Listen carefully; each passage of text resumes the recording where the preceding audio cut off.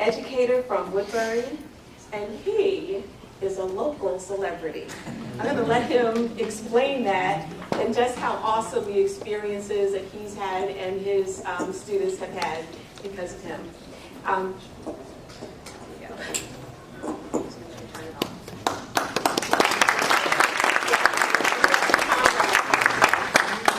Make sure I'm turned on.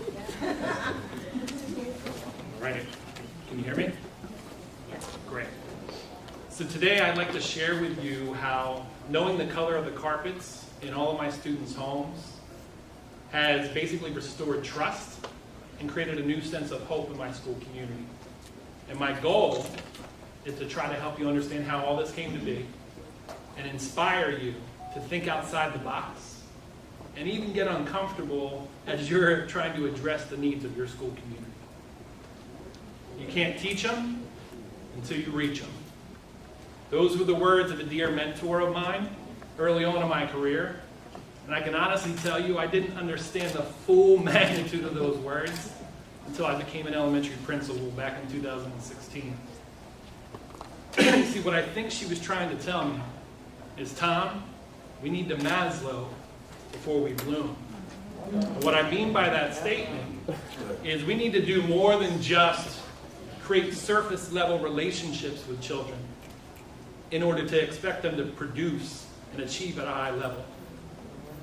And so I'm a firm believer that we need to place a high priority on addressing the basic needs, psychological needs, and self-fulfillment needs of students with the same zeal and vigor and effort that we do to build their cognitive skills. But unfortunately, most schools do a good job with the basic needs, right? Schools have, lunch programs and breakfast programs to make sure that students are fed and nourished. School leaders have put procedures and policies in place to make sure everyone is safe and secure in the school community. And school counselors and school social workers do their best to make sure that the physiological and safety needs of students are being met in school but also at home. But where I found most schools, or many schools, are lacking is addressing the psychological and self-fulfillment needs of students. What I mean by that is we need to do a better job of creating a sense of belongingness and love in our schools, building those intimate relationships and helping them build friends. We need to do a better job addressing the self-esteem needs of our students, creating a sense of prestige and feeling of accomplishment. And when it comes to self-fulfillment needs, I'm of the mind that we place the lion's share of our effort on trying to address their academic potential, but we are continually coming up short addressing the social, emotional, and developmental needs of our students.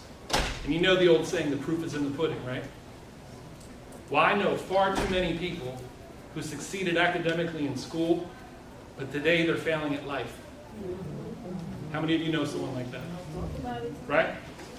And so a friend of mine shared this quote with me the other day, and I want to share it with you real quick. If a child can do advanced math, speak 3 languages, and receive top grades, but can't manage their emotions, practice conflict resolution, or handle stress, none of that other stuff is really going to matter. Think about it. The amount of money we spend as a nation remediating adults. Can you imagine what would happen if we just got it right when they were children in our schools? It'd be powerful. And so I find myself in firm agreement with Stephen Covey when he said, reducing children to a test score is the worst form of identity theft we can commit in our schools. And I'll tell you point blank, as the building principal of my school, I care less about how my students perform on a high-stakes test. I am much more concerned about the adults they become one day. And I really believe you should too. So in the summer of 2016, I get choked up about this. I was an assistant principal for 7 years in this district at the middle school. And I got my chance to become the principal. I didn't want to mess it up. So one of the first tasks I had was to meet with my school staff, my leadership team, 7 teacher leaders for our summer planning committee. And I thought hard about it. I had sent a survey out to all my staff.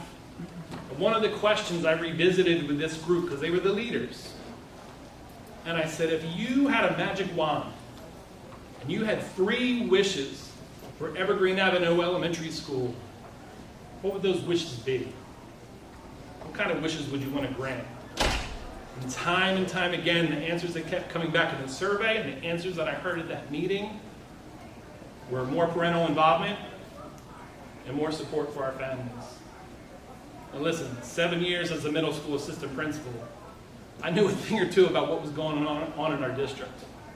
And I can tell you for a number of our minority families, the feelings of or perceptions of racism, and also, possibly their negative experiences in school themselves, quite possibly is what was distancing them from the school and preventing them to not get as involved as they might have been. And so as the leader of this school, I knew I needed to do something different. I needed our whole staff to do something different to engage our families, especially those who are most disenfranchised. And so I knew I needed to wrap my head around the social constructs of what was happening in our school. And when I looked at our school, I saw we're a Title I school. 3/4 of my students receive free and reduced lunch. My predecessor, he's a good friend of mine, Caucasian male. The majority of my staff are Caucasian females. The majority of our students are African American and Latino. And so, it's not that I struggled with this, but I was coming from a different perspective, but I needed to meet the needs of our families. So we didn't come up with a solution for those wishes at that meeting, but I knew I had 2 weeks left before school started. So I said, you know what, I've got a pretty large network on LinkedIn, I've got a pretty large network in the educational community, and I've got a lot of friends who came from similar circumstances as my students and our families, but they're really successful today. So I spent the next 2 weeks networking with people who I knew could give me an answer. And the question I asked them was this: what was it that helped you break the cycle of poverty and mediocrity in your family? And I'm telling you right now, it blew me away. I don't know if they said this to me because they knew I was a building principal, but their answers blew me away. One was, my teacher loved me when I didn't think anyone else did. She gave me hope. Another was, my teacher believed in me, and she made me believe in myself. She actually made me believe I was smart. Another was, my teacher refused to give up on me. She wouldn't let me fail. She helped me to realize I had a purpose in life, and I could do anything I put my mind to. And then it dawned on me, these teachers understood you can't reach them, or you can't teach them until you reach them, right? These individuals weren't saying the curriculum is what changed my life. They weren't saying the Pythagorean theorem is what transformed my life, right? It was their teachers leading with love, building their belief, and resurrecting their resilience. That's what changed their life. These teachers were leading with Maslow before they bloomed. Getting it? So I went home and I prayed on it, and I don't know why, but this song came up in my head, and I started singing it, put it on YouTube. Old civil rights song, right?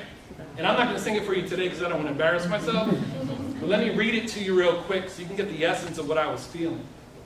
Lift every voice and sing, till earth and heaven ring.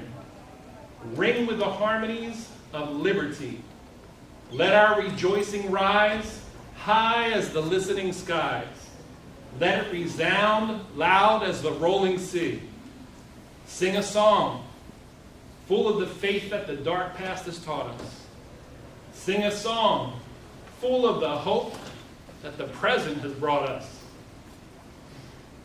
Facing the rising sun of our new day begun, let us march on till victory is won.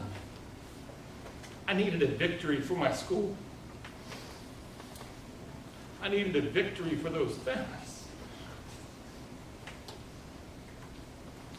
And it dawned on me, hope. What could I do to restore hope to these families? I can't do everything. I don't want to come in like a bull in a china shop and change everything. But what was one thing I could do? And I realized instead of lifting every voice, instead of just focusing on engaging parents, what's one thing I could do to lift every life in my school community? Well,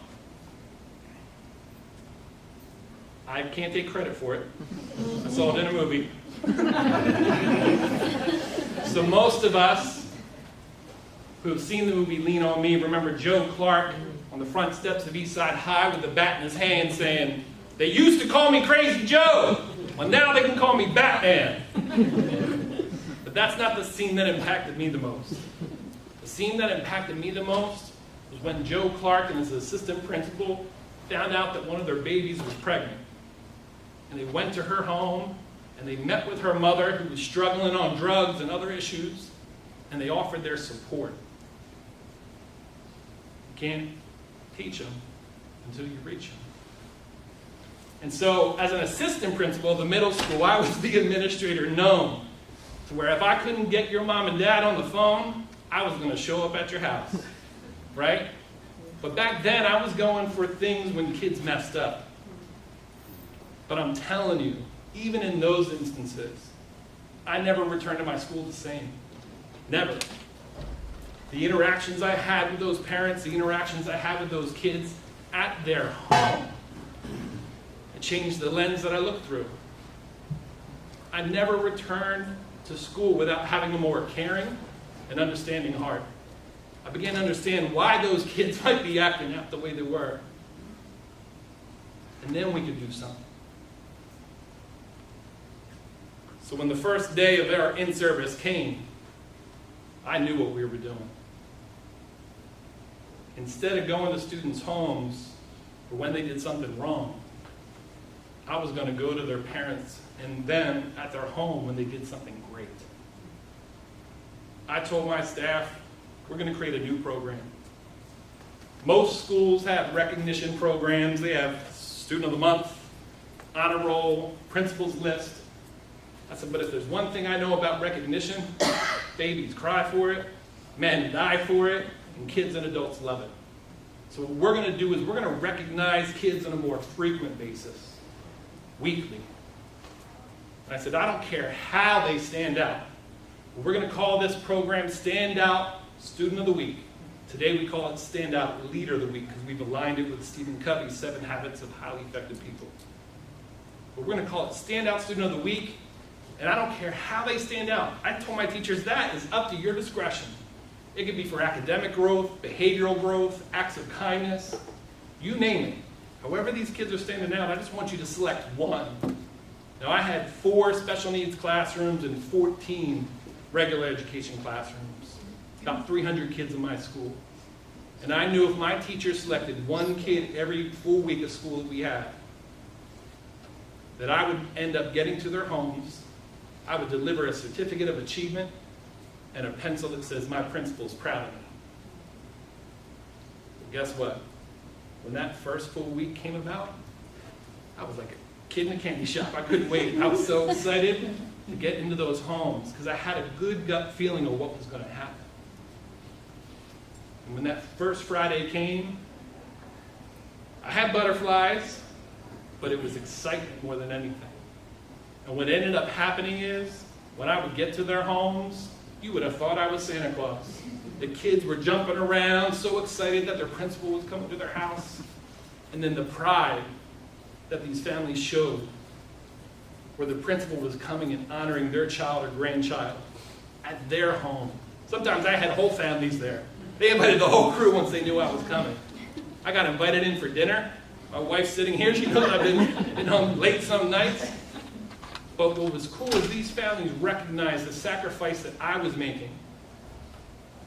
Instead of spending 4 to 7 p.m. every Friday with my family, I was spending it to go to their homes and recognize their children and grandchildren and celebrate with theirs.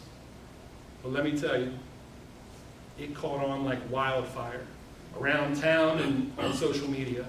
Before I knew it, Fox 29 was surprising me at my school because they said, Mr. Braddock, you go there.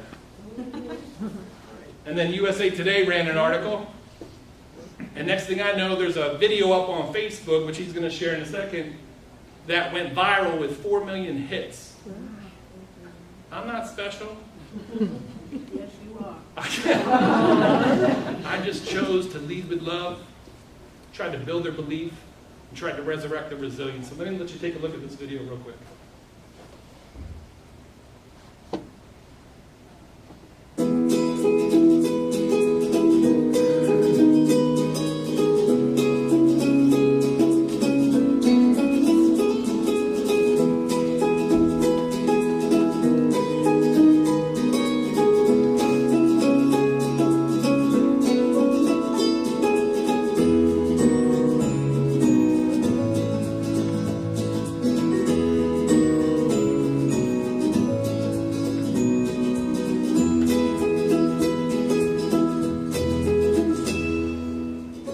Every Friday of my work week on an absolute high, seeing how excited these children are.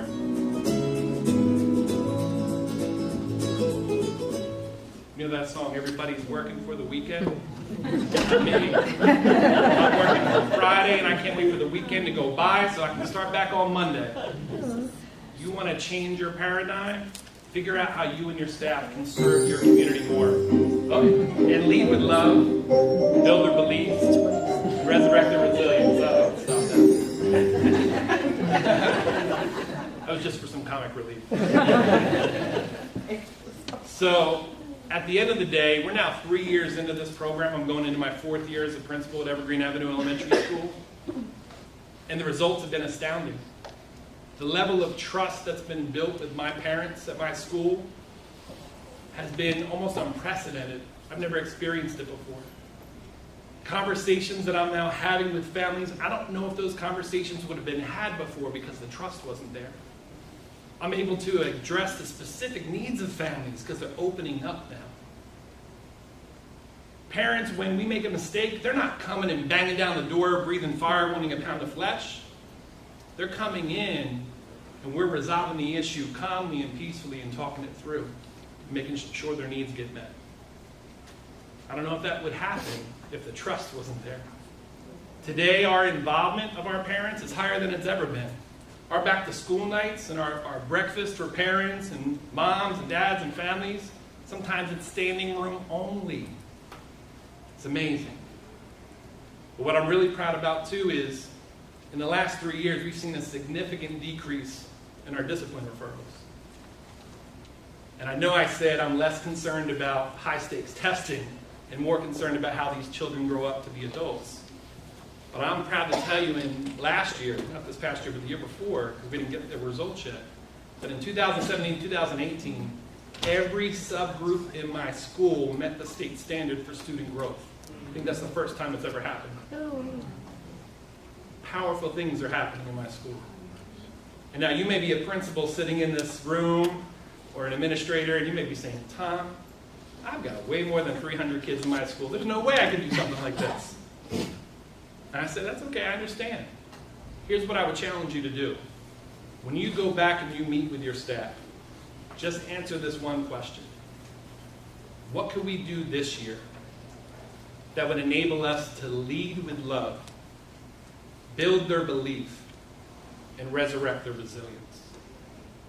And when you come up with that answer, you found your vehicle to lift every life in your school community. And so before I close, I want to share 3 key lessons I've learned through this whole process over the last 3 years. And I know darn well to be true today. Number 1, kids learn more from teachers they love to learn from. And kids love to learn from teachers who go above and beyond the call of duty to lead with love, build their belief, and strive to resurrect their resilience. Number 2, teachers and support staff work harder for a principal they love to work with. And teachers love to work with principals who go above and beyond the call of duty to lead with love, build their belief, and resurrect their resilience. And the final lesson, parents. Parents are more involved in partnering with schools when they trust staff have the children's best interest at heart. And parents trust school staff to go above and beyond the call of duty to lead with love, build their belief, and strive to resurrect their resilience. So remember, you can't teach them until you reach them. Thank you.